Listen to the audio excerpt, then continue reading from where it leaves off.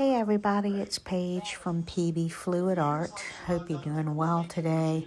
Just want to do a really quick tutorial on how I make my earrings out of paint skins.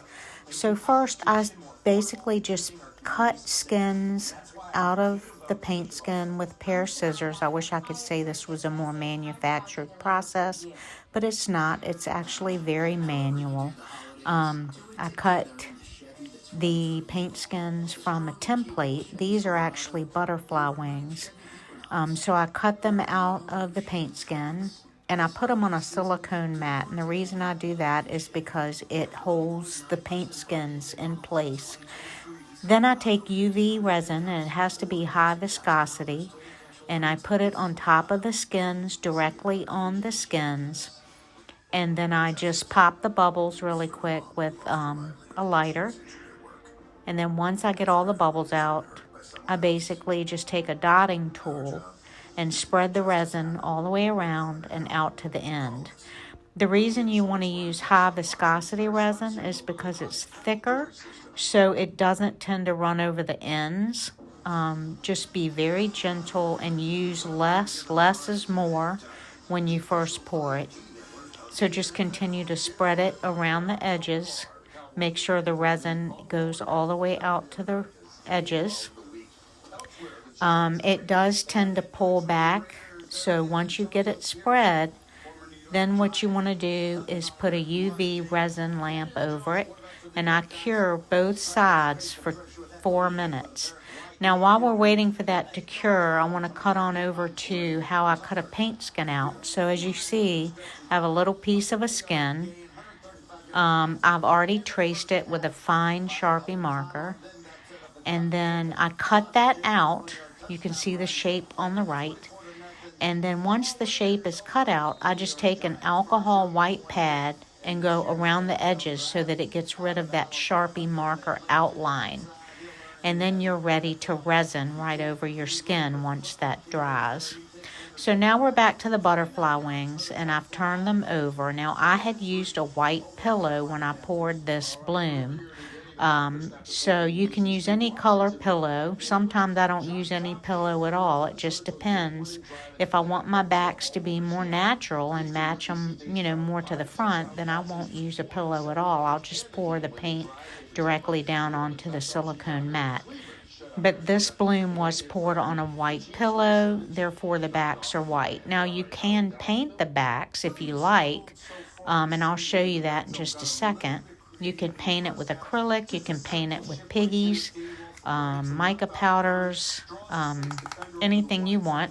So now I'm going to cure the back as well for 4 minutes. And then once that's done,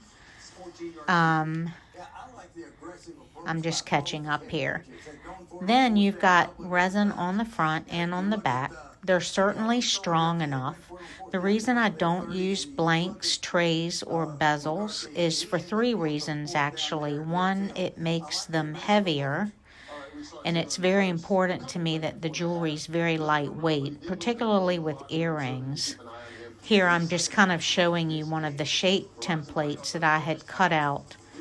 I've cut this out of craft board, and then just, again, take the Sharpie marker around the edge and just cut it out with a pair of scissors. Now, you could also put the paint skin in a craft punch if you like. I don't have that kind of money. Craft punches are very expensive, and again, the shapes are very limited. So for the shape reason alone, I just like to make my own, and that's the reason why my process is just a very manual one. Here I'm just showing you how I painted the back of some paint skins with TLP lily pad actually. The front is a green bloom, but I had used a white pillow. I didn't want the back of these earrings to be white though, so I did paint them. And that's what the front looks like.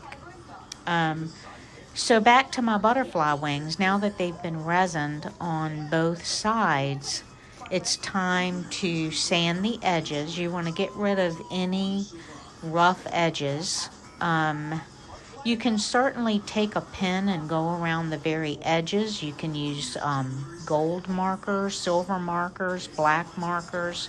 I find that once the resin is on there, there's really no need to do it, especially if you don't use a white pillow, then you're not going to have a white edge. It just really depends. So here I'm just showing that I drill holes into the tops. And then, of course, you want your jewelry findings, your ear wires, your jump rings. You need jewelry tools, obviously, to assemble the jewelry. So I'm going to go ahead and put these together, and I will be right back with you in just 1 second. This comes as violence in the West Bank escalates. Blinken also met with key Middle Eastern leaders in Jordan this weekend. The Arab leaders call for an immediate ceasefire in Gaza. I hope you will all find this tutorial a little bit helpful. I apologize it's taken me so long to get something together. I realize that some of you may find this process sort of unfinished looking. I'm very much a minimalist, so I like to use the least amount of materials as possible. And quite frankly, I don't think that you always need to have trays, bezels, or blanks for paint skins. I think the resin is certainly strong enough. If you put a nice, generous coat on the front and the back, they're not going to bend. And again, it just keeps them very, very lightweight, which is really important, especially for us older ladies. We don't want to have our earlobes down to our waistlines, do we? So I'm just putting the butterfly wings onto the ear wires.